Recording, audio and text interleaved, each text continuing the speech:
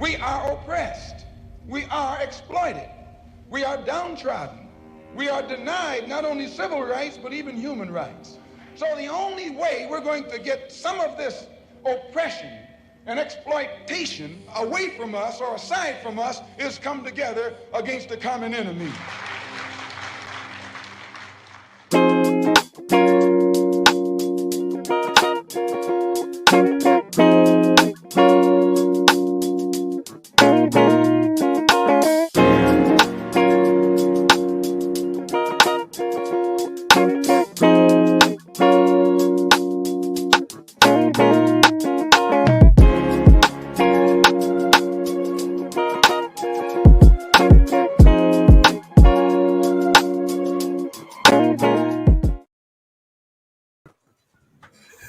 Hey, what's going on, everybody? Everybody good? Yes, it's good. What's up, fam? I'm excited about today. Me too. What's There going we on, go. There we cousins? go. Y'all good?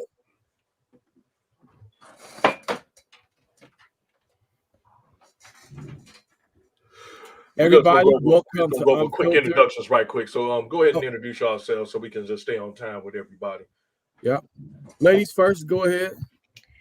Hey, everybody. I hope you're having an excellent week. It's Thanksgiving week. Tomorrow is Thanksgiving. We have so much to be thankful for. So let us remember that as we get into these topics. You know, I'm here representing for the ladies every time. We're going to have great topics today. So I hope y'all are paying attention. Y'all are involved because this is conversations that's necessary and we're going to enjoy it. So I hope y'all are paying attention. Y'all are involved. Because this It's your boy, Mr. Reese, 1/3 at Unfiltered. Everybody, thank you for continuing to follow us. Please continue to comment, share, like, and subscribe. Hit that notification button. Let's get it. All right, and then of course, I'm your host, Mr. Johnson. Well, like I said, it's been a great day. We're coming up on, I guess, would be a favorite holiday for myself. I ain't a really holiday person, but it is a great day when you can eat.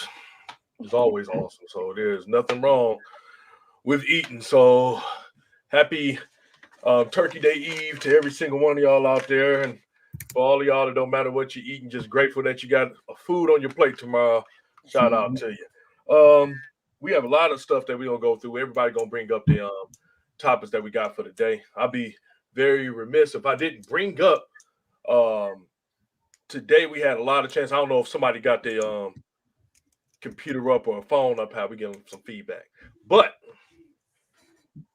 if just the one thing I want to bring before we even jump into it is it has been such a, it seems like every day, or it's about every month, especially in the last, we've had a lot of historic moments in the last couple of years, really quick.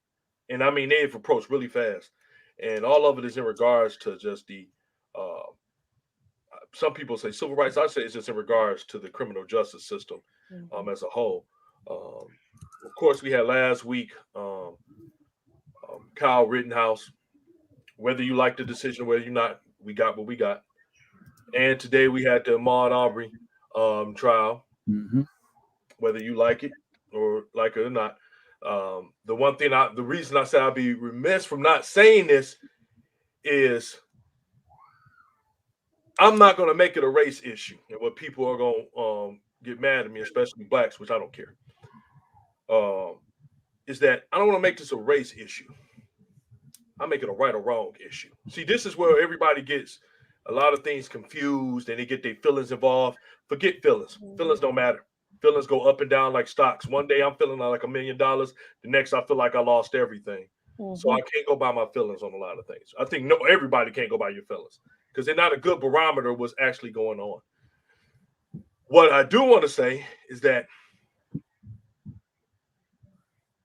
we have a problem in our criminal justice system. For sure. Absolutely. We do have an issue that may never go away. And see, this is the period that a lot of people got to understand. This may be forever because guess what? It's been around forever. The one thing I will say in regards to that, before we get into our topics, and I'll get y'all feedback on it, is 12 people in Georgia got it right. It just so happens that those 12 people happen to be 11 white and 1 black. In the city, in the area where it's 75% white, just around and just under 20% black. 12 people got it right. 12 people took the time, used the evidence at hand, and presented an accurate depiction of what the justice system, what I know is the criminal system, but what it should be known as the justice system. They give an excellent example on how you're supposed to do it. So for those 12 people tonight, I want to say, God bless you, cover you, and keep you. Great job. Because whatever y'all had to do, because keep in mind, a lot of people don't understand that. A lot of, and I'm directing this back to my folks because, like I said, I'm a fair man. A lot of y'all talk about what the system is, but you're quick to get out of jury duty. That's a part of the process. And I thought to myself, I said that too, like, whoa, man, 11 white, 1 black. Wow. 9 of them were women on the jury. So when you look at good those feedback, kind of I didn't know there were 9 women. So when you look at those kind of statistics, you trying to say like, oh man, I don't know about that. All I'm gonna say is this: that until people can just get into what's right and what's wrong, it's not going to be done right. It's the bottom line. Until we can just say what's right and what's wrong, there we go. You could be a racist, but you know what's right and what's wrong. You say, look, I don't like that nigga, but what happened to him, that's wrong. Yep. And that's period. And I know people like that. I know people that are flat out racist. That's what they are. They're gonna be that way. And guess what? That's your privilege. You can do what you want to do. But just call it the way it is. Be fair. Be down the middle. Right is right. That's it, period. So shout out to all of them. I didn't know nothing about the 9 ladies. And of course, people might make some talk about they might have been some mother. But I'm like, no, I just want to say it's some good people that got on there. Yeah. They took their time. They took their job as a citizen. One of the highest jobs that you can have as a citizen is being a jury, being a member on a jury, because you got someone's life in your hands. Absolutely. Okay. So I want to get to the verdicts real quick before we go and continue to our topic. So let's see. Gregory McMichael, he had 8 out of 9 counts. Travis McMichael has all guilty counts, and William Bryan has 6 out of the 9 guilty counts. Now, those 2 gentlemen had not guilty for mass murder. Mr. Bryan had a not guilty for felony murder and aggravated assault. I guess since he was driving, I guess he got the not guilty verdict. Do you think those verdicts would have made a difference depending on the situation? Since they were not guilty? I think they were absolutely fair. I think it was fair because of the role that each person played. Yeah. I think it was absolutely fair. I think the jury really took their time to think about each count. I don't think it was, like I said, I don't think it was rushed. I think it was really well thought out, and it was really based on facts. They didn't play to the race card. They didn't play to just black or white, and they had a hate crime against this black person, which, the evidence presented itself. So they just used the evidence that was presented, and it was justice served. Yeah, I agree too. Just to add, everybody don't know, they all are going to serve a minimum of life sentences. So, just in case anybody's living under a rock before they tune in to watch us amazing people. So, absolutely. Right. So, I agree with that. I don't know which one of y'all want to go with the first one of y'all topics first, but y'all can go ahead and hit it, and let's get it going. ladies first. All right. Well, we're gonna start with the black dollar. All right. We're gonna start with this because it's relevant to this season that we're in. You know, Black Friday with Christmas season coming up. Just how people like to shop. People like to be a consumer. They like to spend. It's relevant in general, just for our life, just for us being a part of society. But specifically, I wanted to talk about it because this is usually the season where you see a lot of people spending and a lot of people just going out to make sure that they have a lot of things that they want to get out. They want to go get stuff for family and friends. They focus on, you know, doing certain type of shopping for just like different holiday decorations. And it's just a lot of consumer shopping. So, will we ever own or walk in our power with our black dollar, or will we forever struggle to see ourselves as wealthy and highly valued? Now, the reason why I bring up the consumer part is because that's a part of wealth.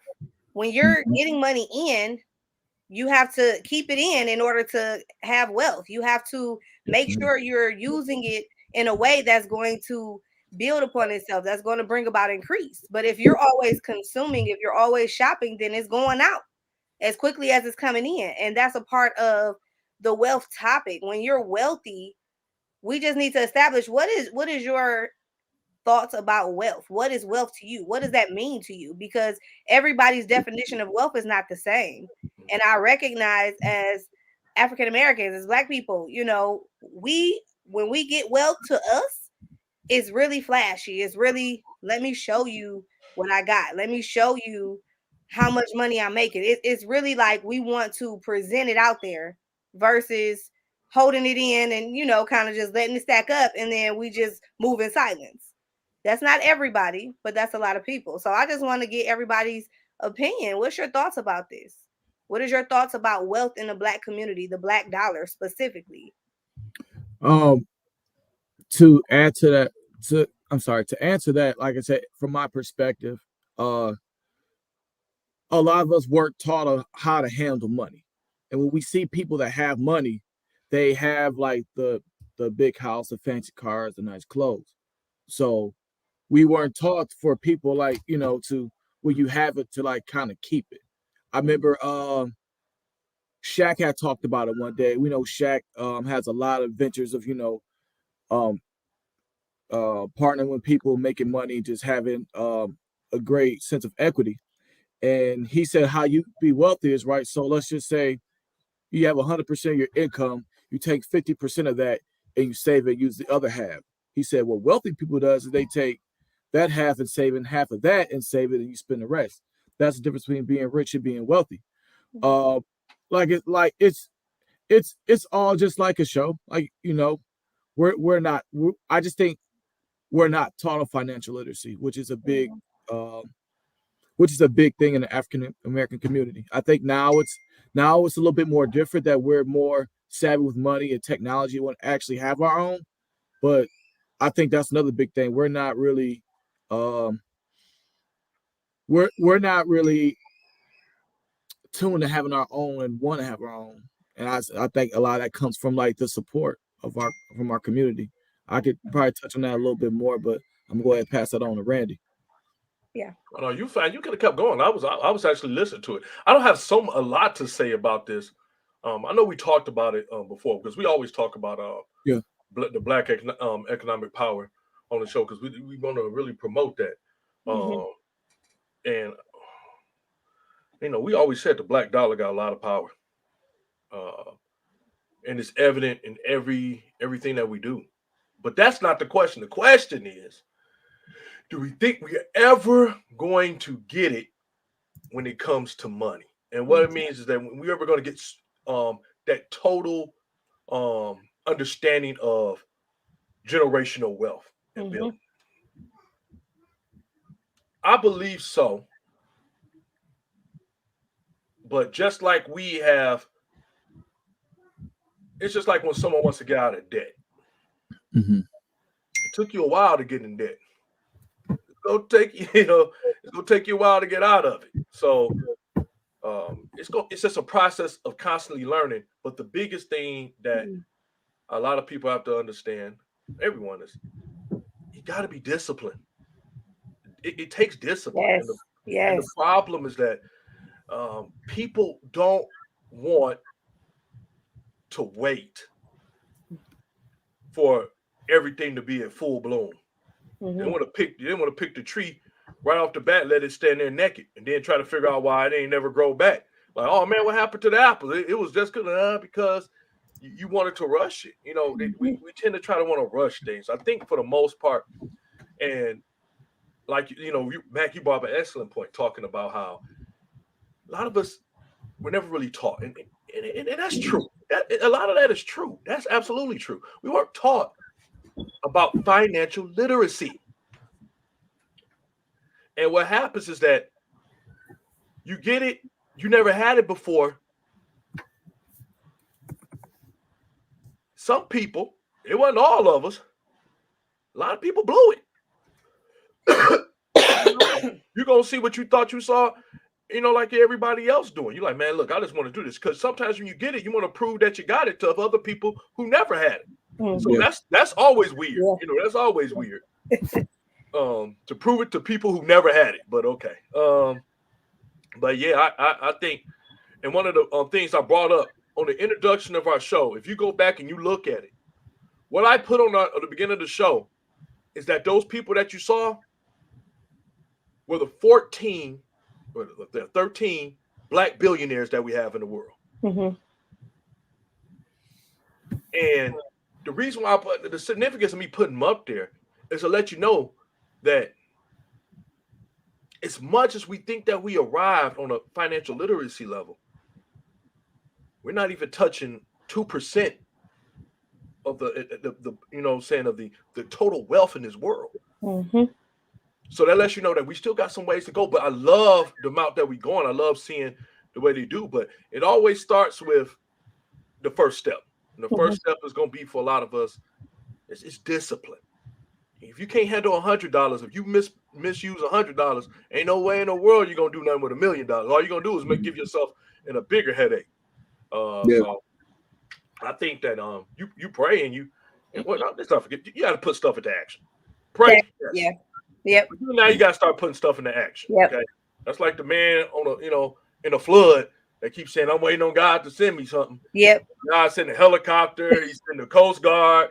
He sent a couple of boats. He sent a life jacket. Like, no, I'm waiting on God. And God, like I'm helping you. I'm giving you handouts. Just see what I just sent you. Just pick one. I gave you options. Yeah. I definitely agree with that. I believe that once we can understand it, and we've said this so much, I'm gonna have to look it up again. But the last time we looked this up, black spending in this country, we're still number one. We're still number one. And it's over 9. It's crazy that it's 9. I could not believe when it said like 9 trillion. And that would make us the 9th biggest country just based off of wealth. I was like, woo! Yeah. And that's incredible. And that number's incredible. That's incredible, man. To even add to that, like when we talk about discipline and like how we can keep our money. Something else I wanted to touch on with that, I think we were kind of alluded to it like the last season, is like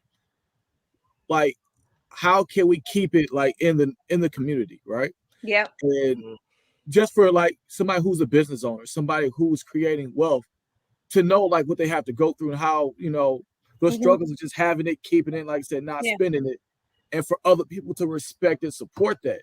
And a big thing to that is like a lot of people don't support it, like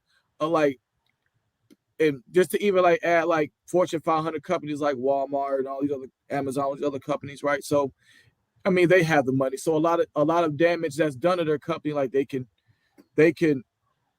withstand it. A lot of businesses that we decide to have or kind of put forward, like they don't understand the struggles of keeping it. So it's like, how do they understand like to respect it? So for example, like Felicia or Randy, you guys have a supermarket or whatever, and I don't know how much money, time, patience, and what you had to wait for, the sacrifice you had to make to go ahead and to sustain that. But until we realize what it takes to sustain that, a lot of people won't respect it. Yeah. So I mean, we can have the money, be disciplined all we want, but Randy, I think the first major one, you were correct. I think the second and third one will be for community, people to actually respect and support our businesses and support, our dollar.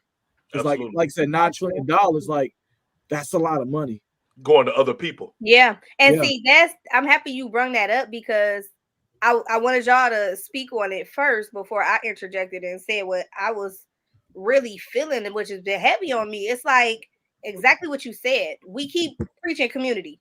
We keep preaching, we want to be unified. Let's come together. And just what you said, we don't respect one another. Yeah. We respect these other businesses that we feel like is Macy's and Neiman Marcus and Nordstrom, all these other people. And again, I'm using the consumerism, the shopping, the spending as a big example, because that's one of the main ways that our dollar is coming out. Every woman want a Louis Vuitton purse and Yves Saint Laurent and all these name brands. It goes back to brands and materialism. Yeah. That is one of the biggest things that is our money is spent on. It's spent on these brands. And it's like, when you really understand how much these companies are making off of your dollar, you will have to learn it's about ownership. It's about exactly what Randy said. It's about you being disciplined, but you can't be disciplined if you don't have a vision, if you don't have a plan. And I think that goes back to financial literacy. You have to educate yourself. We can no longer sit back and be like, oh, the wealthy people are just the rich people or these few black people because they just got money. Mm-hmm. We have to set a plan in place and establish in our own homes, hey, we don't want to live paycheck to paycheck. We want to make our lives better. And we have that option. We have that choice. We have that liberty, that freedom. We live in America. Yep. We can get access, but it's going to take hard work. It's going to take discipline. It's going to take pushing past our hopelessness. And I feel like that's really, to answer the question that I put out, I feel like we can reach it. It is possible. But if we don't, as a community, get past that hopeless mindset of this is how it's always going to be. I'm always going to struggle. I'm always going to be down and out. I'm always going to be the underdog. If we don't change how we're seeing and viewing ourselves with a high value, that if I educate myself, if I get the same access and education that these other people got, if I go pursue this information, if I go seek it out and teach myself and really put this as my focus, then we can achieve it. It's absolutely possible. One of the people you put on there, Tyler Perry, I'm bringing him up because you had him on there and everybody know who Tyler Perry is. He was homeless, living in a car. When he started out, he did stage plays. He didn't have movies and a production company yet. He just said, I really have this dream. I really have this vision. And I really want to see it come to pass. And I'm not going to give up. Even though I'm homeless, sleeping in my car. Even though I put on my first production and I spent all this money on renting out this theater and only like 30 people showed up. I'm not going to let this stop me. I'm going to keep moving forward. I'm going to keep persisting. And I believe once we get that mentality that we have the power. We have the power. We have to keep remembering we have the power. If we stop spending money, what's going to happen? All these big companies, they're not going to have the same impact. They're not going to have the same numbers. They're not going to have that same high record of income coming in. They can't be million and billionaires without the millions and billions of black people that's buying their products. But it goes back to our community as black people, like you said, Mac, as entrepreneurs. Okay, if I put out a beauty brand and I'm making my own products and my competitor is Bath and Body Works, I need you to support me. I need you to let me know. Don't dog me and be like, dang, girl, you trash. Your customer service horrible. I bought the product and it wasn't great. Customer service big with me. No, it's number one. No, customer service is number one, but it's about how you approach it. Mm-hmm. It's like, okay, let's use it as an example. Don't treat me bad. Let's use it as an example. If I'm uneducated and I don't know how to do well in customer service, don't just dog me and cuss me out. Give me education. Yeah. Help me to understand how could I have better served you in this situation. Help me to understand. I would say, I agree with you on that. Everybody. We're not talking about everybody. I agree with you on that, but if I got to teach you to say please and show gratitude and thank you. No. Business ain't for you. Well, that's what I'm saying about education. Agree. You gotta let people know this is not for everybody. I let them know. This ain't for the faint of heart. Just because you got an idea. I let them know. I want to bring this one up. Doesn't mean you have to develop that. You have to allow it to come to its fullness before you execute.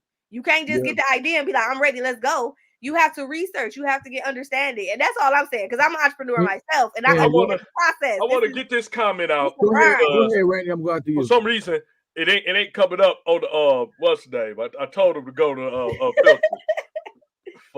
This guy. I'm ready. Everybody. I'm gonna read each one of his comments because I do want to get y'all opinions on. Okay. He said first. This is Anthony. He been on our show before. And his first comment is, I want everybody to know that I'm poor as shit. Even my kids. And that's even when I'm a millionaire. Live humble, always. And when the chips are down, you'll always have something. I agree with that. Next, he says, at the same time, my kids will always have the things they need. Maybe not all the things they want. They will have to work and earn things they want. But you always have the things that they need. Now, this is the one I'm curious. I'm asking. I want to hear y'all comment on this. It says, regarding Black American generational wealth. The first thing is to stop associating education with whiteness and shaming people for getting educated. Flossing seems like fun and all, but clowning only makes you seem like a clown when you're an adult. I hate seeing young Black teens shaming other people because they're getting an education, like they're turning on their culture. That's the stupidest shit I have ever heard. Now, what do y'all say on that? He's not wrong. I agree 1,000%. He's not wrong. He's not wrong at all. There you go, Ant. I know you watching. Go to the Unfiltered page, Ant. Nah, he's not wrong. But no, I will say this because I want to get your opinion. To where we can support people who want to do their own thing. If you don't want to go to college, pursue education or whatever, you should still be supported. If you want to go to college and pursue education or whatever, you got to have that same support. But when you have one down the other, it's like, okay, I want to do what I'm told to do outside of what I feel that I should do. When you don't have any support, like, no, he's 100% right. Anthony is 100% right. And you know what? And I'll say this too, to this point. Anthony crazy. And say some shit. I have a love relationship with Ant because me and him have a lot of the same point of views. Mm-hmm. But if you saw, you'd be like thinking like, whoa, why these guys saying, there you go. I knew I was right. Look at this. See, that's why I want to go. This stupid fuck. I ain't want to even say this. But it's what it is that it's going to take more than a degree to get education. When you find out that the majority of the billionaires in this world don't have college degrees, you'll understand that it takes ideas, some stick-to-itiveness and some discipline, and you got to have a support. But in all, I agree with every single one of the things y'all saying. And that's one of them that's one of them shows we got to have the whole show to dissect. Yes. Yeah, I want to add one last thing that we're good. Just one small thing. To add to what Felicia was saying earlier, a lot of people are doing this because they are afraid they won't see the fruits of their labor when they want. Some people will never see the fruits of their labor. But at the end of the day, we got to put it out there because it's not as much as we put into our craft or our business or whatever, we may not see it. We want to see or ever see the fruits of our labor. So I just want to add to that. So if you guys want to have a business or any kind of success as far as, entrepreneurship, just know that you can be successful, but one day you may not see the fruit of your labor. I think it's just understanding that, and kind of put it this way, because I see where he's coming with it. I think education is more than just books. Education is everything. Yeah. Mm-hmm. Like, I just put one on my page when I said, look, if you ain't willing If you're afraid of taking L's and losses, then you have no interest in being successful. You just don't. You don't have an interest in being successful if you are afraid to take a loss, because you learn more from losing than you ever will from winning. You learn what not to do when you lose, so you don't repeat it. So I like that topic. Like I said, that's one of them. That's an whole episode topic that we got coming out. Hey, Miss Kathy, don't you say hi to Randy? Like you got us, like golly. You know what? Well, let's go. Let's get Miss Kathy. I'm about to do you a favor and get Matt quiet because he's about to do his topic. Yeah. Introduce the topic. All right, let me go ahead and get this started real quick. So, give me 1 sec. I want to make sure I introduce this right. All right, so you're joking, but that's right.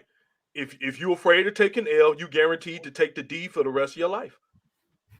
Yeah, I 100% agree with that, man. So just recently, right? You know I love sports. You know I'm a LeBron guy. So Entis Cantor is, you know, a guy plays in the league with LeBron, and dang, Randy just disappeared. He plays in the league with LeBron, and he had hit on that Nike. Like I said, I don't know how true it is, but we'll just say it's true for the matter. It's basically using slave labor at China, right? From China. And LeBron having a lifetime deal with Nike, he is disappointed that he feels like he doesn't stand up for, for those kind of people, that if he's serving social justice, like, why are you still serving? And a part of me kind of got upset to that, which I'll get to the topic. A part of me got upset because it's really not up to athletes to kind of push the envelope on, hey, things that we can't control. So, what's your opinion on that, Felicia? Listen, this is such a good topik because I'm trying to make sure I get the whole thing right. When you think about celebrities, athletes, kind of like what I was saying about consumerism, when you look at commercials, you look at advertisements, a lot of them are pushed, or the face of them is not necessarily the companies, is these people that they're employing in order to make you desire it and make you want to go get whatever it is.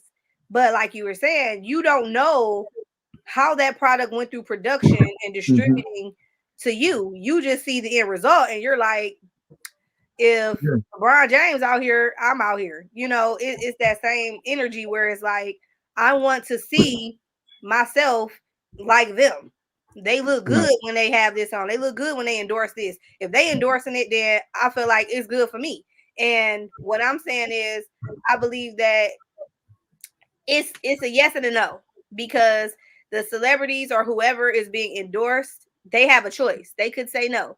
Yeah. They could do their research behind these different companies to see, how are you producing your products? What is the labor cost? What is happening before this product is getting to me? And do I want to associate and represent this? So I feel like that's why it's a yes, because they could say no. They could do their own research as much as they can. You know, they're not going to present everything. So you ain't going to know all the stuff. So let me hold stuff back. But I say no because a lot of times this is your livelihood. I need these endorsements in order to help me move forward in my life, to take care of my family, because they're presenting me a contract or some type of endorsement that's going to help me sustain, and I'm going to use my platform to do something good with this money. And you know, like LeBron, he has a whole school, you know, he has a foundation, he has all these things. So that same money that he's getting from Nike, he's probably used half of it to endorse his companies and his foundations and make sure the kids have gifts for Christmas and all type of stuff. So it just depends on your perspective on it. And like I said, it's both ways. You know, they both have a choice. Now the companies, let me speak on the companies. That's the part where the greed comes in. That's the part where it's the love of money. They have choices and options to pick who is going to do the manufacturing and the distributing of their products. And a lot of them, which is why, like we talked about in our last topics last week, why China is number one, because they are going to outsource to China and these other places to get that low cost labor. Yep. In order to get their products massively produced and then racking it up so high. They're so profitable because the laborers, the ones who doing the work, they only getting paid 50 cents. Is like $1 billion to them. They're getting paid pennies on the dollar, and then they're selling it for hundreds and thousands of dollars. Let's talk about everybody's favorite shoe. Everybody loves Jordans. Yeah. But when you look at the production cost, Jordans don't cost that much to make. But look at how much they're selling them for. Look at how much people really consume it. And it's like, if I ain't got the Jordans, then I'm out here. I'm not doing good. I'm lame out here because I ain't got the Jordans, you know. Mm-hmm. But it's like, you got to look at how this company got to this point.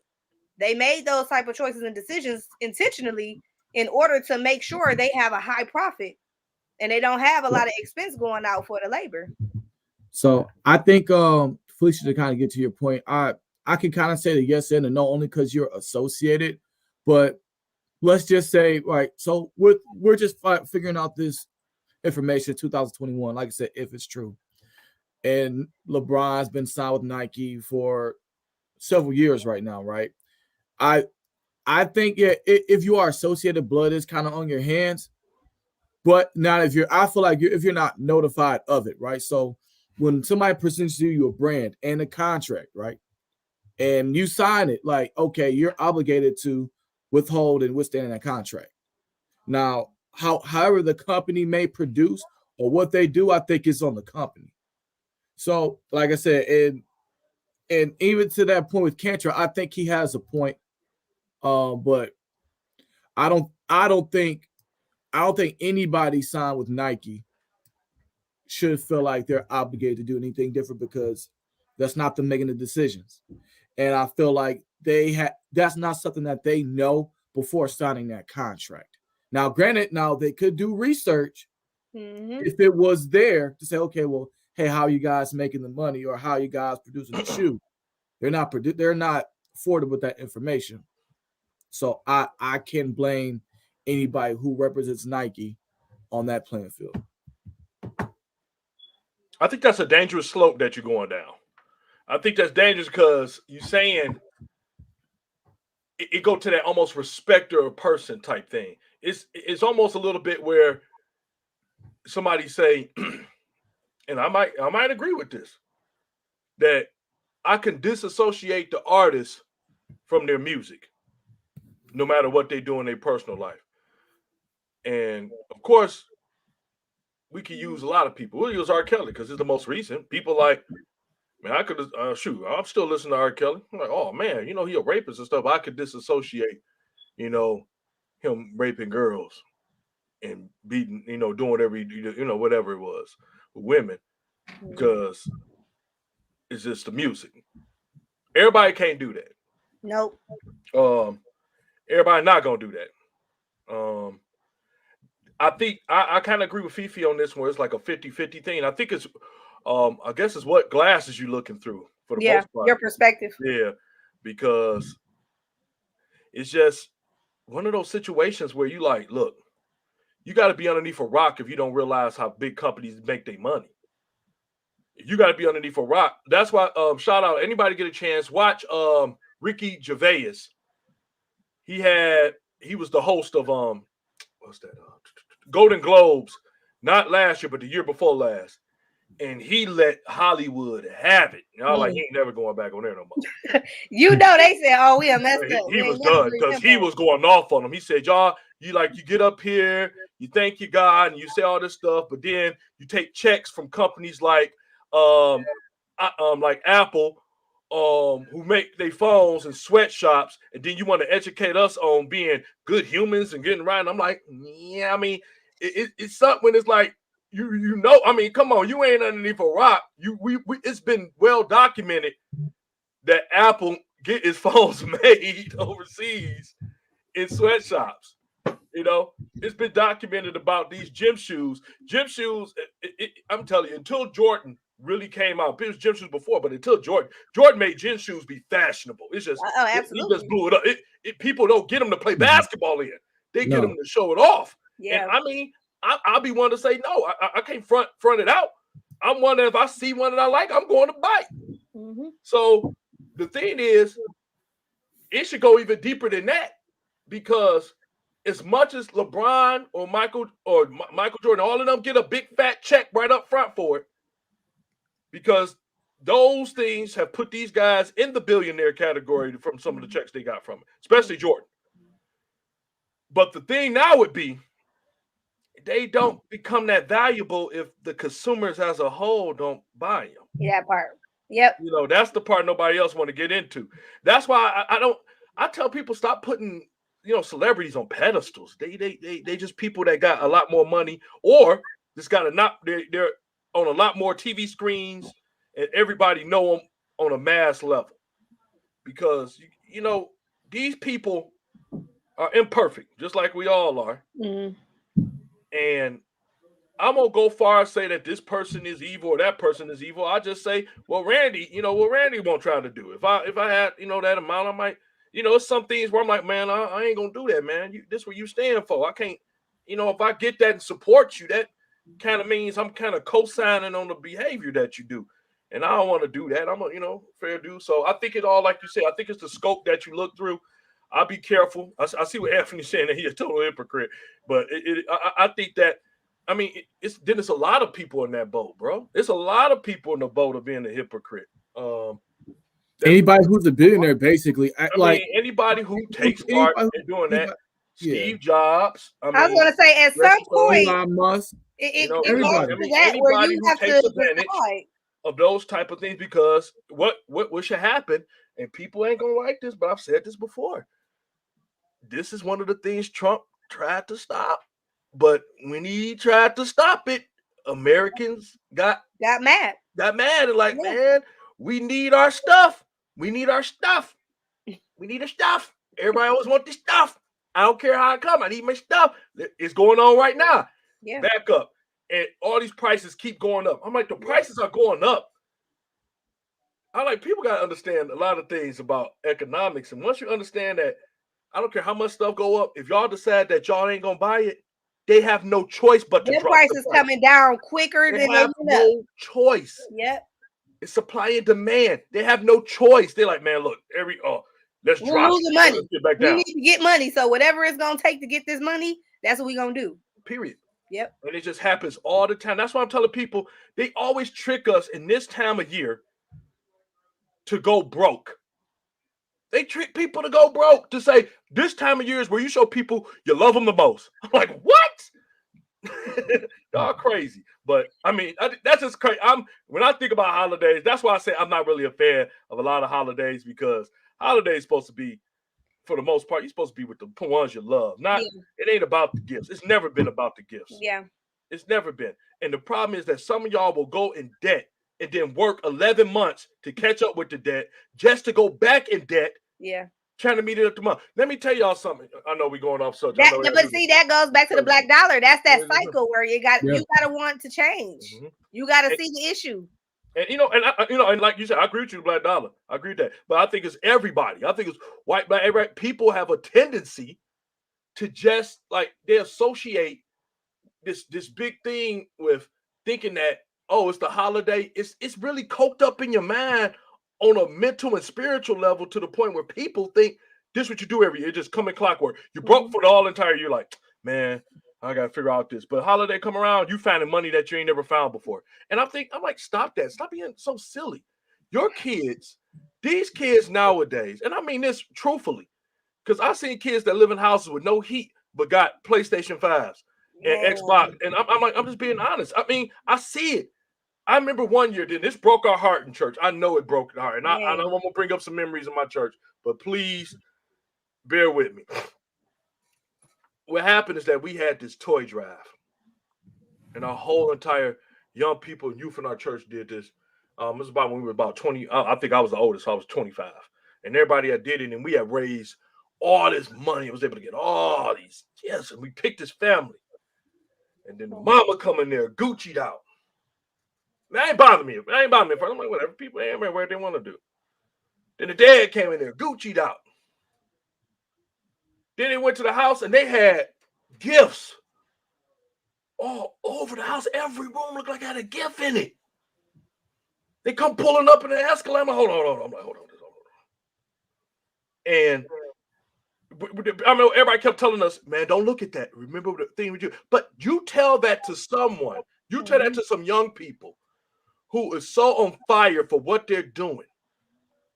And then they see this. They're like, man, this could have been given to another family. That's your first thought process. Yeah. So, and I remember that because, it was discouraging a little bit. Like, dang, man. And like, it just felt like that. But I'm like, you know what? Yeah, all this other stuff. But it go back to the one thing that we've been saying and is going into this whole time. It ain't that some people don't have money. They just don't have good money management whatsoever. And so, and everything that we said, I like, not trying to drift too far off of what you said on the topic, but I absolutely, if my to answer your question, Matt, not to go all over the place, I believe people should look into themselves about where they're getting paid from, because every check that you get and every dollar that you get from somebody is coming from somewhere. And if you feel that your integrity is going to be compromised by doing it, that should be your guiding light. If your integrity compromised, say no to the check. Everybody not going to do that because, some people want the check, but some people say all money ain't good money. That's what I said. And a lot, I want to add to that too. Just last thing, a lot of people can argue that you ain't gonna never get no bag or a check because every company and organization, that majority of the ones that's giving these endorsements is corrupt, or they're doing these bad practices that are gonna make you look kind of sideways. Like, do I have to think about this before I make this choice? That could be argued. So let me ask you guys something. I don't know if we already touched on it. So let's just say that you guys get a contract from Gatorade for 5 years, right? I'm gonna pay this amount of money to get sponsored by Gatorade. Now you need the money, and you're in the middle of the contract, and you find out that they have piss in their bottles. We continue to collect a check from Gatorade. To the contract we're out, and I don't resign because they breach your contract. But if that's what if I didn't read, but I'm saying something to where like, oh, Gatorade has a slave labor or something like that. So yeah, that's a difficult one because low key, that's still a breach of contract. I was about to say the legal logistics, like I'm going to pay more money trying to get out the contract than I'll probably just let it wear out. To the contract go out. But like you said, to talk about the moral part of it, I feel like for me, if it was me, I'm a moral type person. Like that comes before the bag for me. Like if I feel like my integrity or my character or my values will be compromised, I don't care how much money it is. I'm just going to figure it out. But I would put out a statement or put pressure on them or something to make that known to people. Okay, you ain't doing whatever. Now again, big company, they ain't gonna do it. I know they're not gonna do it, but I can sleep at night knowing I made an attempt, I made an effort to do what's right. You know what I'm saying? I'll be like, that's all I'm saying. Yes. Yes. After this 5-year contract over with, I ain't never. Can't believe y'all had these people drinking piss.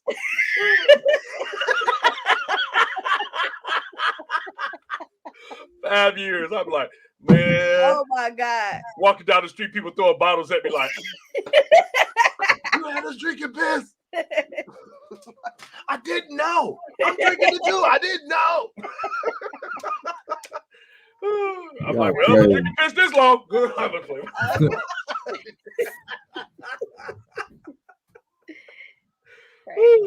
Yeah, I had to take that. I wouldn't do it after that. Doing what's right has a cost, but you'll find out your soul is always worth more than your mortal cost. Let me see here. I can't see those comments. The last one I saw was Anthony's. Yeah, that's the last one I got. That's what Anthony said. Like, just saying that your soul is always worth more. Absolutely. I feel like, hey, I agree with that. At the end of the day, yeah, you had to do it. I mean, he was talking about if I'm in the middle of the contract, I got to finish it out because give me my money because y'all tricked me, and then we'll deal with it after. Then I'll start going up to the place like, no, piss. We don't like this. I guess, but that's it is weird because y'all got some y'all had some great topics tonight because that is kind of weird. Mm-hmm. What happens if you find out in the middle that someone that you've been taking money from, that's been they use you to endorse their product, have been doing these things on it, but you know what? It's funny, but that happened to a lot of people because I think that's the vice versa too. Yep. What happened if somebody that is endorsing your product is out doing some wrong stuff to embarrass you? So I can see, like, I mean, like if R. Kelly was using Gatorade. No, they be quick to drop people though in real life because they got that cushion. They be quick, like, oh, okay, yeah. If you do anything wrong, it's a wrap. Yeah, they settle it real quick. Like, nah. I agree with you, Anthony. I agree with you, man. Anthony, I can't see his comments. Got some good content tonight, man. He got some good comments tonight. I agree with you on that. Yep. Jeffrey Epstein, tried to kill us, like you said, at the end of the day. I mean, at the end of the day, you got to, man, I'm telling you, I've never seen, and this is some real talk before we get to the next one, man, but I've never seen in this, when you done somebody wrong, man, or you done something you ain't got no business doing. That guilt is I've seen people where I'm like, y'all going crazy. People will literally to themselves because they'll always be expecting and looking over their shoulder because of the guilt. They drive themselves crazy for it. I'm like, man, almost like they do stuff to just want to get caught or get something done. So I'll wait for the other shoe to drop. So that's all it is. So I agree with you on that. And that's just weird, but that's a good topic. And we're making good time. And I want to get to this one because I'm old school. I love old movie genres, anime, and things of that nature, before all these kids start getting all popular with them and all this other stuff. They always, every generation always thinks something is new because they've seen it for the first time. I'm like, whatever. But one of the other things I love Kung Fu movies. I love it. I love Kung Fu movies. I love that ever since I was young. And one of the classic Kung Fu movies is the 5 Deadly Venoms. If anybody ever seen this, it's the classic. But what's going on is that in society, this next one, my two hosts don't even know what I'm about to say, and this is really good because I just want to give just these quick list of them out. Okay, we ready. What it is the 5 Deadly Venoms. It's the 5 these qualities. It's the big money makers in this country that also coincide with the destruction of this country. It's coinciding with it. All right. And these ain't in no particular order, but I'm just gonna name it off. Number one that come right off the bat is racism. Racism is huge money in this country. Yep. Because people have said it so much, whether you white, black, orange, purple, people use it so much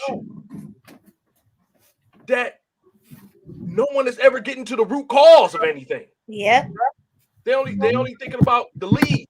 They ain't thinking about what's going on with the root. Racism is big money in this country. When you really figure out, and I mean this totally,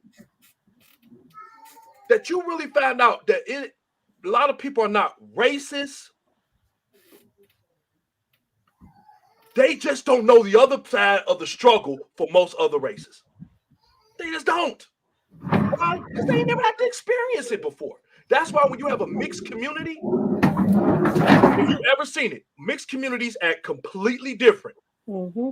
Completely different. They go through the same. They realize that, let me tell you, some white, orange, purple, black, no matter what it is, they want to feed their families. They want to take care of themselves. They want to be safe. And that's it. They just want to do those things. If I can do those things, they fine. Everybody ain't true. Now, you got people that are so rooted in racism? Yeah, but that's really few and far between. A lot of this is really people that are completely uninformed. And I believe that because the more and more I see it. That was excellent. Uninformed. Yeah. Yep, they're uninformed. So that's one of them. The next one is violence. America loves violence. We have an unhealthy infatuation with violence. I am proud owner of weapons and believe in my right to own them. And I believe in anybody else's right to own them. The problem is, it's not so much people owning them. This is not the problem. It's who is owning them. Everybody shouldn't have guns. Amen to that. Everybody shouldn't have guns. Yeah, it do sound like somebody moving furniture. I don't know. That's somebody. Hey, man, I ain't moving. I hope y'all didn't hear it. I was going to mute it. Yeah. That's the girls. But what I'm thinking is that how we know violence is big money, because that's what we promote. Mm-hmm. Grand Theft Auto. People talk junk about it, but Grand Theft Auto, the reason why it's fun ain't got nothing to do because you get to go. It's what you get to do in the game. Yeah. You get to kill, you get to shoot, you get to drive off, you get to run people over, you get to have sex with hookers, you get to do all this violent stuff.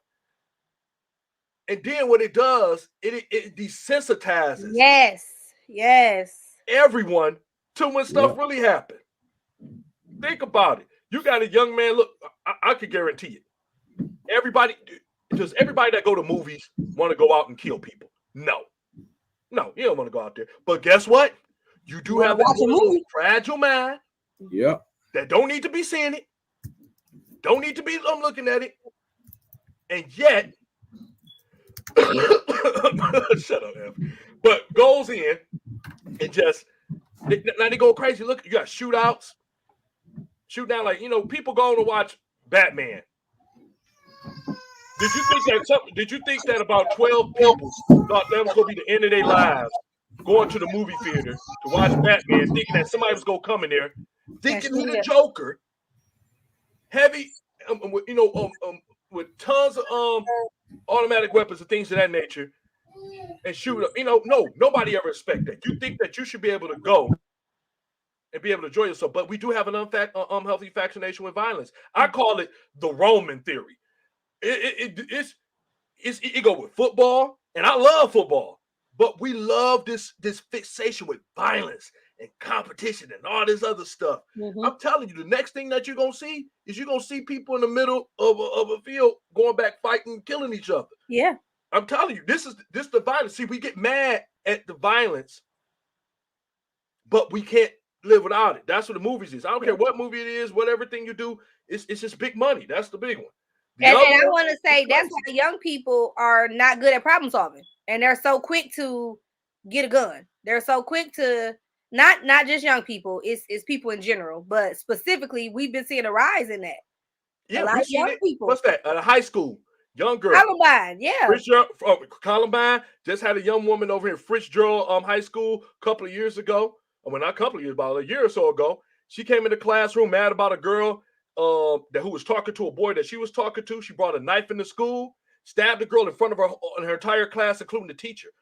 And then the other messed up part about this, which is another one on this list, is social media. Oh, yes. To even add with that, go ahead, Ray.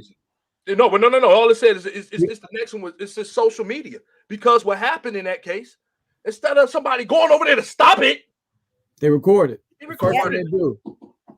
You could have saved her life. You could have helped her. In so many situations. You could have called the police faster. Now, let me tell you something. If something going down, you see right there, please don't record. Stop that junk. Come help me. If I ain't got a hold of the situation. The thing to relate to those two when you talk about violence and social media, especially with this younger generation, the stuff don't seem real to them. Like I think we talked about before. Death is not real to them. Like, you know what I mean? Like consequences ain't real to them. Like when you relate those things, like, we talk about Grand Theft Auto, social media, you know what I mean? Violence, all that stuff, like until it actually happens and you face consequences, it ain't real to you. Think about it. I want to say Kyle Rittenhouse. I feel like it's the same with him. I know people don't want to talk about that or they don't want to think about that, but I feel like that guilt is about to eat that boy up. Yeah, it is. Two people are dead. They can't come back to life. And yeah, you felt how you felt, but I don't think that he really is sunk in until he was in court. And he had to testify. And he had to look at this evidence and look at these people that's connected and associated with these people that got killed because you showed up with a gun. You played all these games. You hear all about this patriotism. And now you are like, people are really dead because I killed them. Yeah, it ain't no coming back. And the other part of it is, I call it's the road runner. It's the road runner coyote theory. You think that road runner come off, do something, blow itself up. Guess what? Next week, next episode come on. He got 9 lives. He popped back up. People think it's like it's a cartoon. This ain't no cartoon. You dead, you gone. And a lot of people still can't deal with that. I'm like, like you said, it's like a lot of young people. Then you got social media where it show everything. It's so grotesque. They won't let you say things that's true on here. I ain't gonna say it because I don't want Facebook to take me off again. But you can't. They want to censor you, but they selectively censor. Yes. They'll show a woman getting her head cut off. They'll show fights over and over again to the point where they can't stop it. But anything that's with truthful information that doesn't dictate or go along with what they want to believe in, it's a wrap. Get rid of it. But that's the power of social media. That's why ask anybody throughout history, they'll say, man, media is the strongest influencer in ever history. Before what? It was the radio. Then the TV came along. People like, man, no, TV gonna make people dumb. Now you got social media where you can get information. Yeah. I'm gonna tell you, this is the gift and the curse. You can literally get it right now. You could put something in there, and it gets shared millions of times before 10 minutes is up. That's powerful. That's a powerful tool that we haven't got a grips on, and it's becoming really more dangerous. That's why now they got so many lawsuits going on. It got to the point where Facebook had to change its name. Like, look, man, we changing our name. We going over. We gonna let the old go and come into the new. Yeah, we gonna come in. We gonna be meta. We gonna make it sure everything else like that. Like, get out of here. The damage is done, and y'all know they don't have no interest in stopping that because it's a money maker. But and then you got, like I said, then you got the next one, and this is a big one. Fourth one, right? Sex. Yep, this is the fourth one. This is sex. Oh, absolutely. Absolutely. It has become so evident in our society. It's been so pushed. I don't even understand how kids can handle. It's thrown in their face as early. Now they're trying to do it as early as I done seen 4-year-olds talking about sex. I'm like, what do your little thing ain't developed yet, boy? I haven't heard that. I'm not ready for it. It's real. Trust me. In these schools, these little kids, you'll be looking like, I'm like, bro, where are you getting this from? What's happening?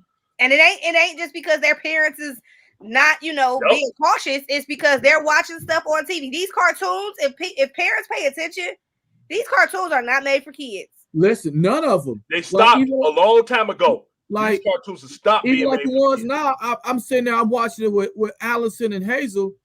And me and Chris look at it just like, what they just do? What they just say? And I had to just change it. Like, and this is why, and I want to like kind of interject in that, but like, keep going.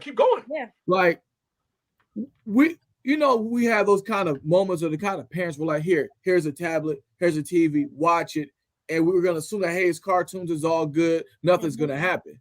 You actually got to pay attention to know what these kids are watching, because there's certain messages and things that, we may not pay attention to because it's cartoons.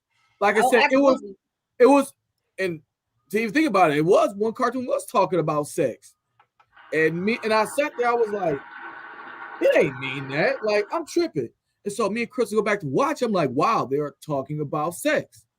And so we just literally have to pay attention to what's going on and what we're feeding our kids. Because like, if we're not paying attention, the world gonna show them. We talked about that all these seasons ago. But like, if we do not pay attention, we do not integrate what our kids are doing, we will not know what they're knowing or what they're doing or what they're being taught or what they're being influenced by.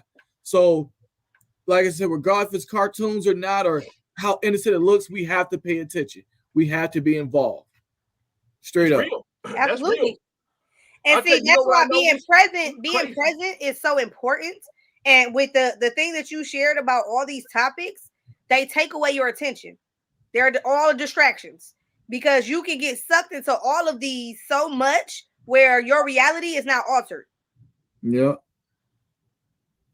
Yeah, you're right. And it's crazy because, right before I get to the last one, but what's so crazy about this is that, especially with the sexual aspect of it, is that, oh goodness, it gets in so slick. You'll be like, hold on, like you just said, like you have to do. I remember for a long time, like, and people get mad at me when I say this, but I was like, hey, Miss Kathy, that's what I was gonna bring up. You just read my mind. That was back when we was in there. But I don't want to say, see, I'll be sounding like a hypocrite if I say maybe we was a little bit more mentally stronger, but I really do think that we are. No, that's true. True. And it's I like, agree. I'm not gonna go out there and do that. But it started. Remember the Beavis and Butthead kid set his house on fire? He talking about Beavis and Butthead. I'm like, man, I ain't about to do that because my butt gonna be set on fire. I got a crazy dad and crazy mama. I stop playing with a match. You crazy? But you look at it, it's so much. And I'm gonna tell you another one that people slept on. But I had to look at it, and it was Shrek. Shrek snuck up on me because Donkey was walking, and he said, "With heels on, I don't want no damn parfait." I'm like, what did he just say? I'm like, this is an adult animated cartoon. Even what's the other one? Big Mouth. Pepe Le Pew. He was one that snuck in like a long time ago with us. Like, I'm like, just like. When you look at it now, I'm like, this guy's a pervert. Like, man, don't do that to Pepe Le Pew, dog. Bro. Do not do that to Pepe Le Pew. Pepe Le Pew was trying to yes. No way. No. I am not going to co-sign with y'all on that. Pepe Le Pew. That's okay. The truth is the truth. He was not a rapist. One day you will get there. He was not a rapist. People talking about he was raping the cat. The cat tried to rape him one day. If that be the case, if y'all know y'all cartoons, one day the cat ran underneath a fence. And she was like, well, I like him now. Let me try to go get him. She went in the Limburger factory, and he went into a perfume factory. He smelled that she was stinking. He started running from her. She started chasing him. It's crazy. Like, I think it's different because I have daughters, right? And so let's just say if I had a son, right, I would look at Pepe Le Pew different because it's like, all right, if somebody was trying to kiss on my daughter. Here we go with this topic. Listen, this is a whole topic in itself. Y'all sounding, man. Pepe Le Pew was a cart. Nah, hell he was not raping nobody. If that's the case, Elmer Fudd is a terrorist because he was blowing Daffy Duck head and Bugs Bunny head off all the time. It's a cartoon. The problem is some of these people want to be fake hurt. One lady said, oh my goodness, every time I saw Pepe Le Pew grab her, I'd be like, let her go. I'm like, shut up. Your daddy was raping you. You should have just told call the cops or your pops or something like that. We have to get to a point we stop using everything as excuses. But that's what it is. It's a trigger. It's a trigger of what you are familiar with or what's happened to you. So you project that as you identify certain things. People lying. They ain't gonna get me on that. Y'all ain't gonna have me. Y'all, they already canceled. Go back and watch Pepe Le Pew. They already canceled Pepe Le Pew, and he a damn cartoon. How you kill off a cartoon? Like y'all ain't never seen Cool World. Hey, the cancel culture is real, baby. No cartoon. People up there, Pepe Le Pew was sexually assaulting that cat. I guess Wile E. Coyote was a kidnapper because he kept trying to kidnap the Roadrunner, so I guess now we need to cancel Wile E. Coyote because he was chasing after the Roadrunner. Well, I think that's where the line is drawn because people are getting too far. Now your attention is getting focused on stuff that it ain't that serious. It's serious, but it ain't. You need to focus on human life. You gotta be wrong. If y'all said that to me and y'all was talking about Pepe Le Pew, I'm like, oh, so it's fine with Pepe Le Pew, but I can't say that thing didn't trigger me. That didn't trigger me. Are you triggered right now? Yeah, are you? That's why you triggered. Can y'all hear me? We can hear you good, yeah. Yeah, see, I told you this was stuff that Facebook do. See, they got mad like, oh man, Randy on point. I gotta get rid of him. Butt sucking Facebook. But yeah, I just think that when they do that kind of stuff, I'm like, man, you gotta do it. For me, it's just like you got to be consistent with it if it's going to be like that when it comes to the cartoon aspect. Yeah. But I'm sorry. I just can't get with the cartoon because I just think I could separate reality from fake. And just because 30 years later, somebody like I got offended by that, grow up. That means you ain't rooted in nothing. If everything offends me, that means I ain't rooted in nothing. Pepe Le Pew didn't make me think about no raping no woman. I didn't go out and try to hug up on no girl because Pepe Le Pew. No, Porn probably did it. Porn made me want to get with girls more than them Pepe Le Pew and porn real life. Listen, that's a whole topic right there, because the porn industry, that fantasy that they put out, but what really happened with these people who actually like this is their career, they be miserable and tortured and all type of stuff. I just want to get this clear. This is the last one. I'm not saying that. Look, I'm just saying that we have to watch what cartoons our kids watch because of stuff like that. So I'm not trying to, and just to bring up what y'all thought before, I think that we were more mentally stable back then to watch those kind of cartoons and not to be triggered by that. But I'm saying today, I'm not gonna lie to you. If you're triggered by a cartoon today, you need not to watch anything ever again in life. There's something wrong with you. You got deeper issues more than you. If you associate, that means you're to the point of being that mentally weak. I don't know what to tell you. You got deeper problems than what you think you do. If I'm triggered, I understand people got triggers, right? But I'm talking about some real. I'm talking about some real triggers. But I guess hey, everybody's different. I got to put it in like that. I got to be. No, forget that. Grow up. It's a cartoon. It's a freaking cartoon. It don't even exist. What you gonna do? Throw Pepe Le Pew in jail? Throw him in fake jail? What the heck? But y'all don't think that all the rest of this stuff on TV is or just as horrible? You don't think that the Rainbow Gang is horrible? The Rainbow Gang.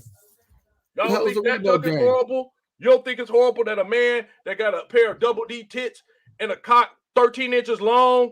You don't think that's horrible? Telling you that we should have we should be more we should be open and not confuse our kids. Bro, you are a walking contradiction. You're confusing right off the bat. You don't know what you want.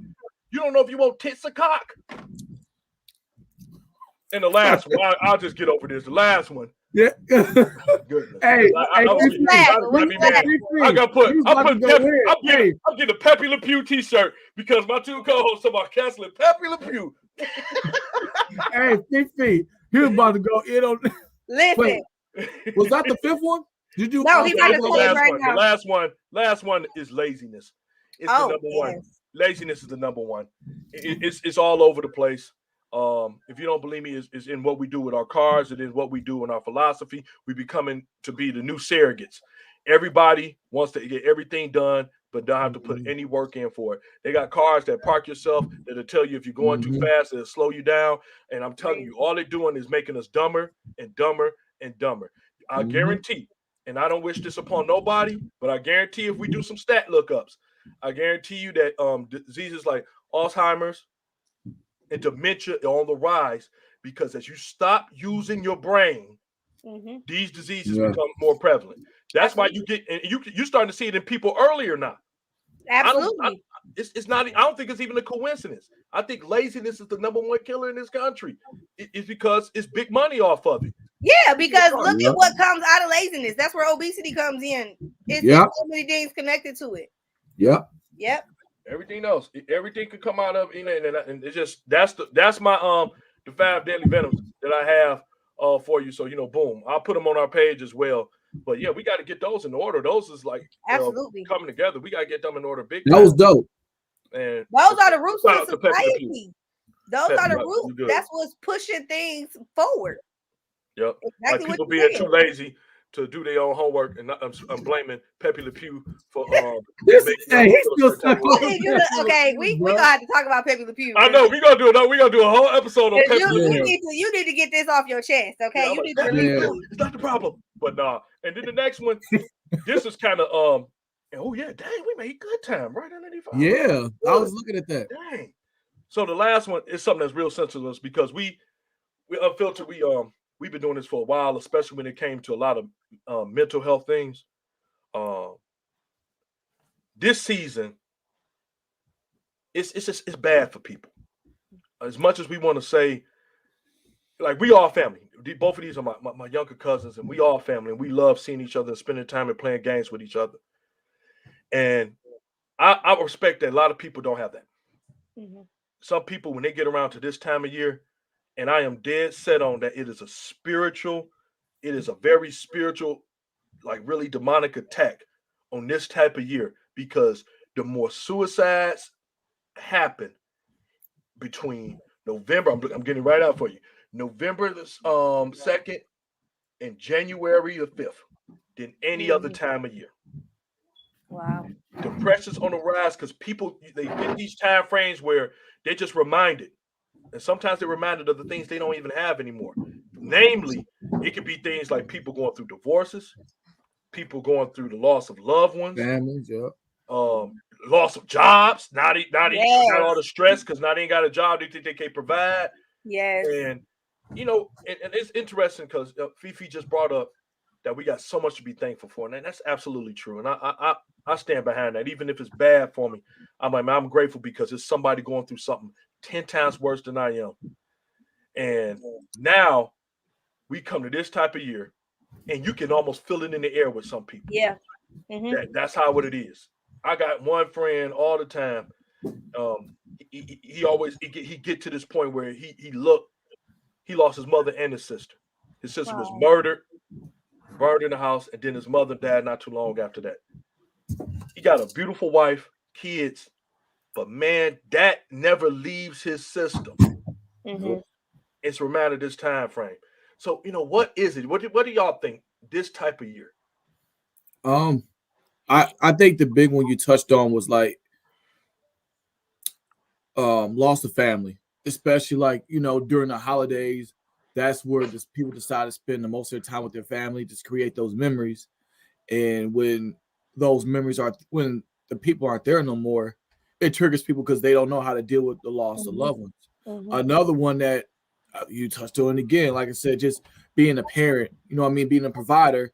If when Christmas comes or these holidays comes and you're not unable to provide for your family, it triggers you in ways that you don't know is there till it happens. So like that's a lot of stuff that comes up. Like I said, I personally can I can see, why the rates increase this time of year. I would say it's loneliness. People feel lonely because, like you said, they have I ain't think about that. undealt with grief. That's the thing that I think is big, not just in this time of year, just in general. Like a lot of people don't know how to process and deal with loss and grief. That is huge. People are depressed because, like you said, you gave that example, your friend. It's like that happened, I'm sure, some time ago, but it's still relevant and present. Like it just happened. When you don't know how to process that, again, you ain't gonna never be like you were before because you have that, I know that you're no longer with me. I know that you're no longer here and I'm going to miss your presence. I'm going to miss the memories. I'm going to miss seeing you. But their mind doesn't process it as I can move forward past this. Right. So that's where I feel like the loneliness comes in because people are just so focused on what they don't have, what they've lost, instead of being thankful and counting blessings. And that's where I said that at the beginning because I understand that's the season we in. I understand people have triggers just with certain days and dates, with birthdays.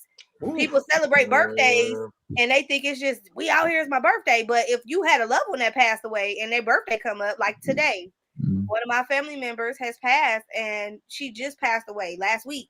And we had her memorial and today is her birthday. Her children, my cousins, are not trying to focus on the negative aspect of I'm sad. They know we're gonna deal with this for a while, but they're choosing to celebrate. They're like, okay, let's go out and celebrate. What does she like to do? Let's go bowling. Let's go hang out. Let's go have a party in celebration of life. So I think it's just because people don't know how to deal with loss. If it comes with divorce and things like that, or just like losing a job, that resentment and that unforgiveness, that takes you out. When you harboring that and holding that because you're like, dang, if you would have just let me keep my job, I could have took care of my family. Now is that focus on it's the other person's fault or it's you and you're the cause of why I'm depressed or why I'm having anxiety. So I think it's just people need to, like we talked about the whole time with everything we talking about, feel that support, feel that love, feel that community. That's why reaching out is so important. Okay, yeah, we ain't gotta talk every day, but send me a text once in a while and say, "Hey, you good? Hey, I love you." Send me a hug, send me a happy face emoji, something, because you don't know what people are going through, and people are good at putting on that mask. I can get on here and smile every day and be going through hell, and you don't even know it. Because you know the other part too. Some people just ain't got no one. Yes. And that's the other part that I was just thinking when you said that. Yeah. Some people don't have nobody. And, you know, as much as it might be hard to believe for some people because we got a big family. But I've seen a lot of people who don't have big families. That have nobody. I mean, when they leave this place, they ain't got nobody to leave nothing to. However that may be. That's it.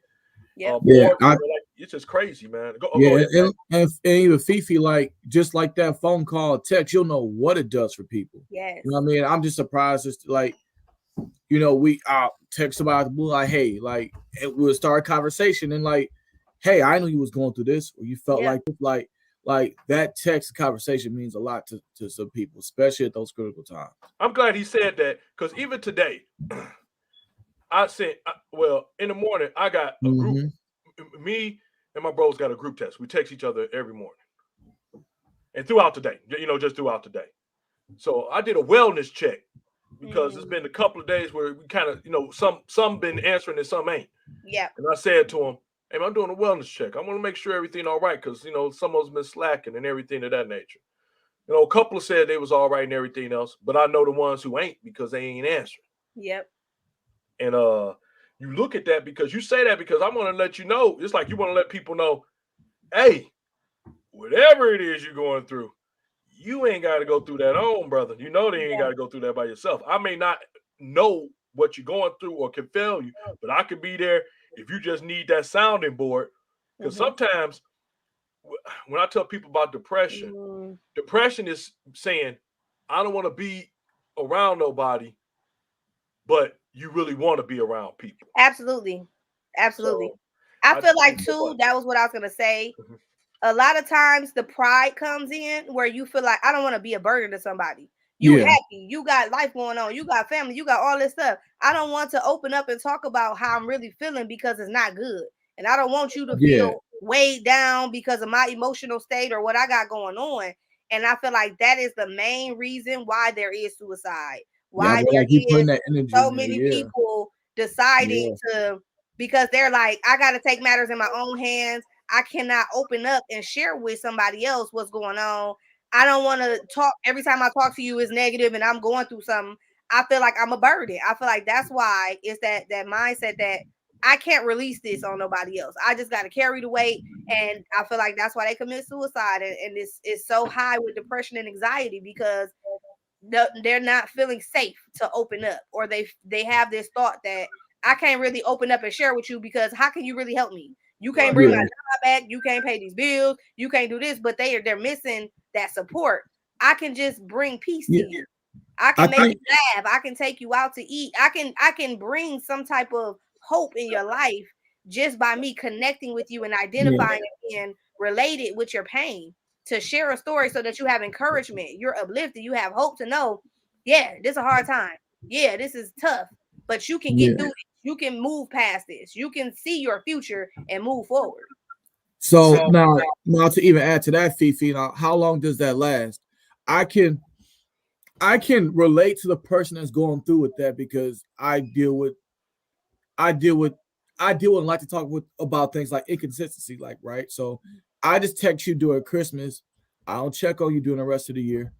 I don't follow up with you, make sure you all right. Like, you know what I mean? Like, you just have some people do things because they supposed to do it, but not actually do it because you really care about somebody's well-being. And especially like at that time, like let's just say at Christmas, oh man, you know, this happened, I lost a loved one, whatever. You talk to him, text him for a couple of days, but after that, like what happens? Like you do the inconsistency. So it's like, all right, I won't hear from you till next Christmas or happy birthday on Facebook. You know what I mean? So it's like a lot of people, they don't want to feel like they're burdens, but at the same time, it's like I think you kind of alluded to it. Like, I can't really depend on you. Like, I can't depend on you to help me my well-being because you're there to actually say it, but you don't really mean it. Actions speak louder than words. Like, words may help, but actions speak more volume. So, hey, you know what? I'm gonna hang out with you, or let's make a routine to actually do some things. And when that doesn't happen, it's like, all right, I am a burden because if you really want to do something with me, you will take the time out to actually do it, or sacrifice time or effort to actually do these things. But yeah, when you're giving me promises, like you're not saying that you're a burden, but it's like, okay, I'm gonna say it just so I can, like, I feel like I did the right things. So when something happened to that person, well, hey, I'll try to talk to him, but like, what else did you do? Like, what foundation did you lay to, like, build a relationship? Like, I mean, that's where they come from. Like I said, shit. Like, even like with the group, it's more than just a text, or like it's more just it's like, hey, let's do something. Let's be around each other. Let's create memories.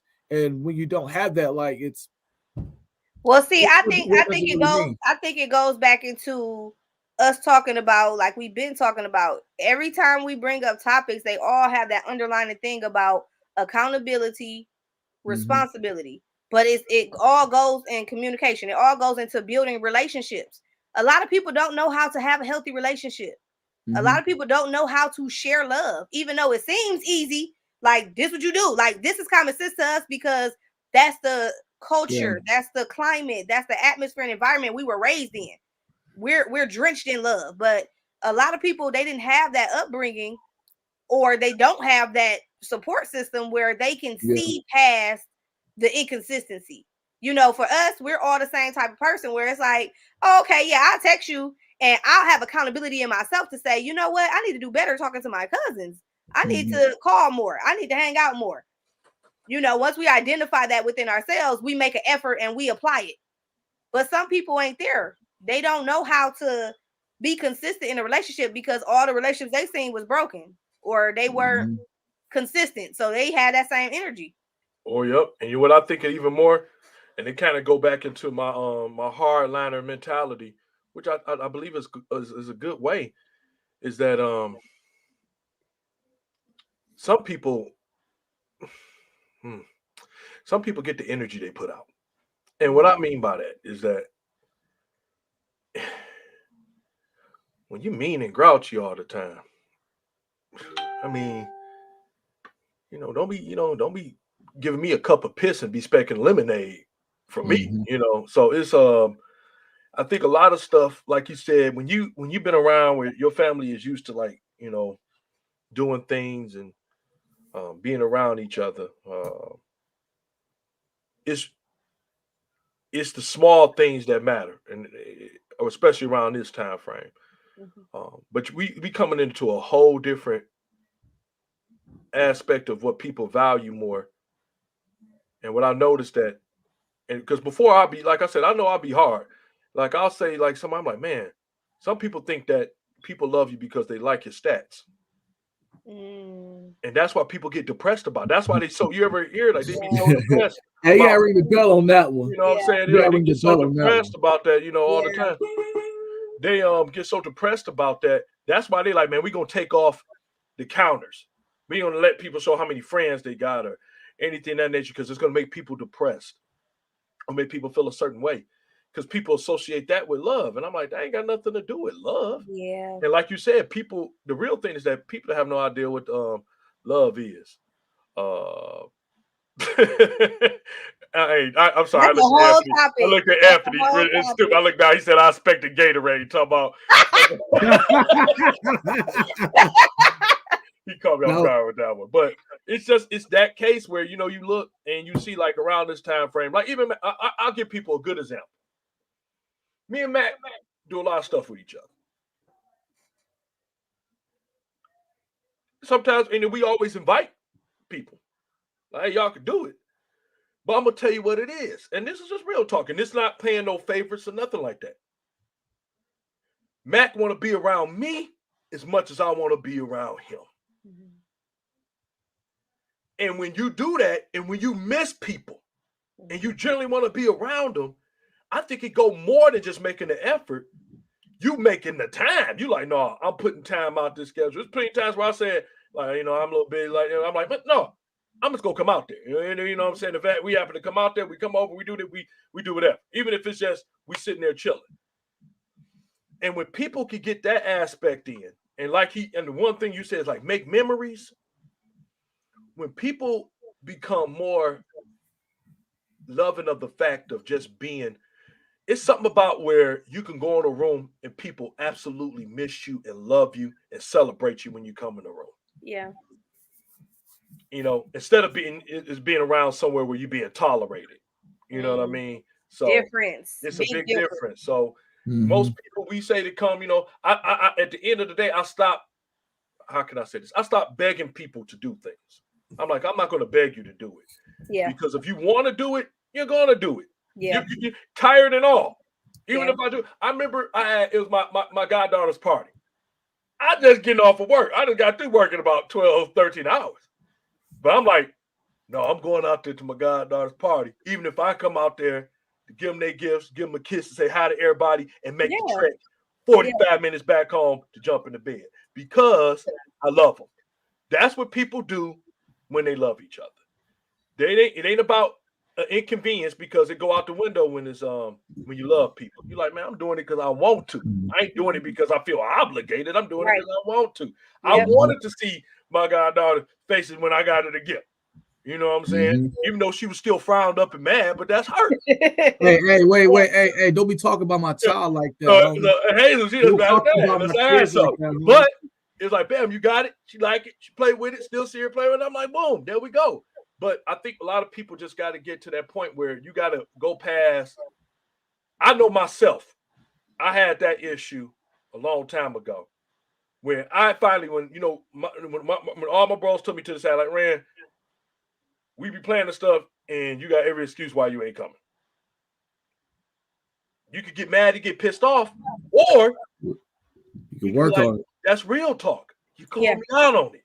So what I do, I made the effort now, more than just the effort to say, like, man, if you got me, well, that's love because they even acknowledged it and told you. And that's all I was about to say. Yeah. You got people that love you that much to say, man, we want you here, we miss you.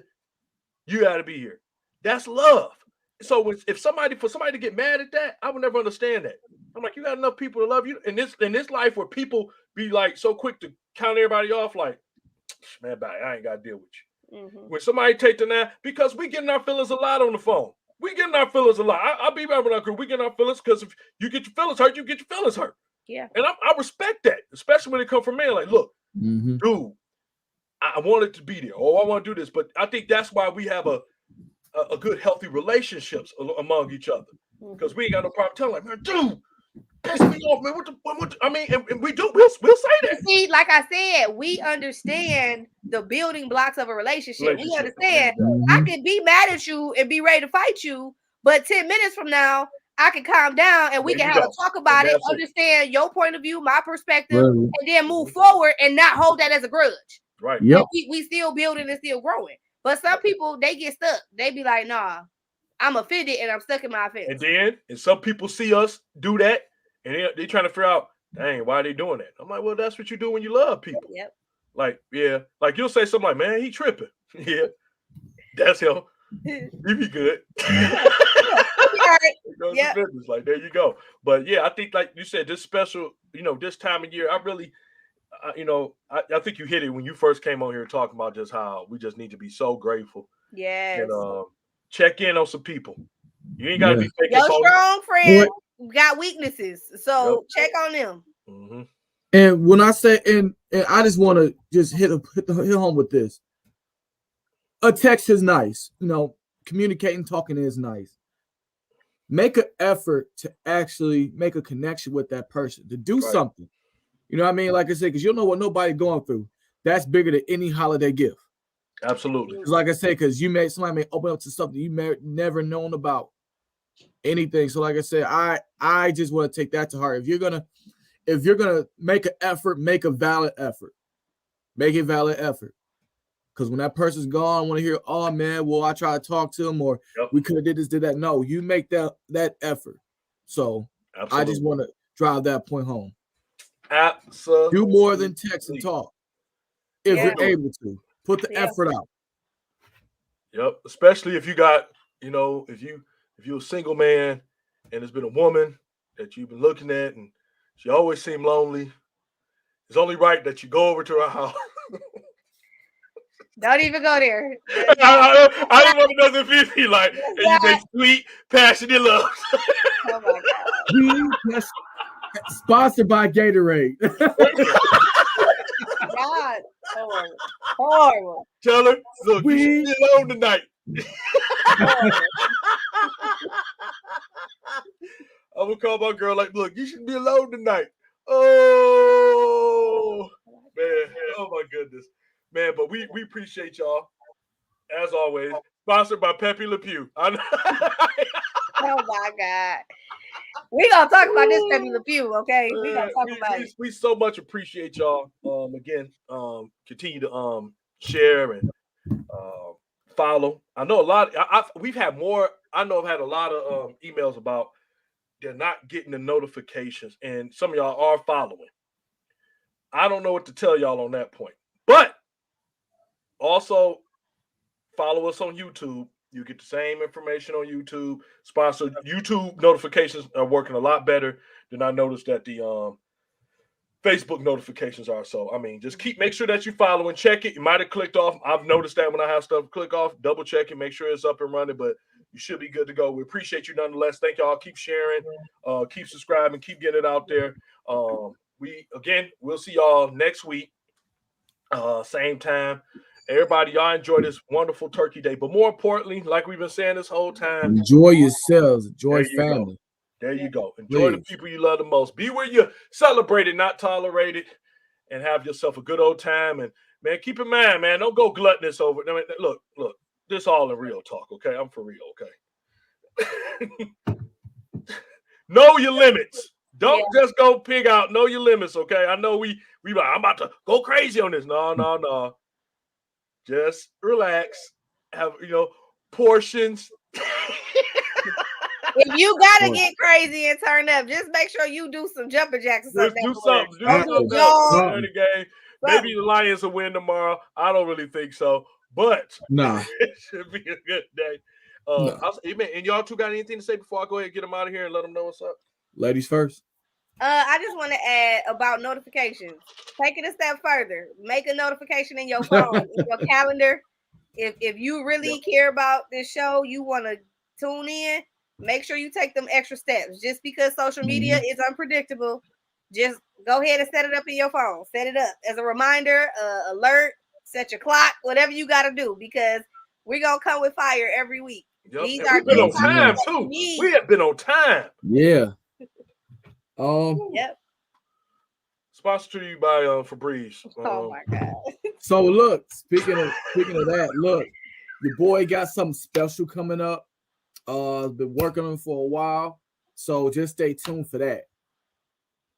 After we get off, I'm gonna go ahead. I'm gonna show my cousins, but I got something special for it. I'm excited over that I've been working on. My wife been helping me work on it. So just stay tuned. All right, and again, y'all, like I said, back here next week, and that's what y'all should put in y'all calendar. Wednesday, 7:45, Unfiltered. We'll be here. We'll let you know ahead of time if we ain't gonna do it, but we will be doing it next week with more topics, more fire. I don't know how you say fire in Jamaican. Fire! Like fire! Booker! That's what we're going. That's a representation of Jordan. We love you, Jordan. I miss you, man. He's a light-skinned Jamaican. I still to this day don't understand. I'm like, dude, what side of the island was you on? The shaded side? Oh my God. I can't. He's like, I was in the cave. But shout out to everybody. We will see y'all next week, Wednesday, 7:45, Unfiltered.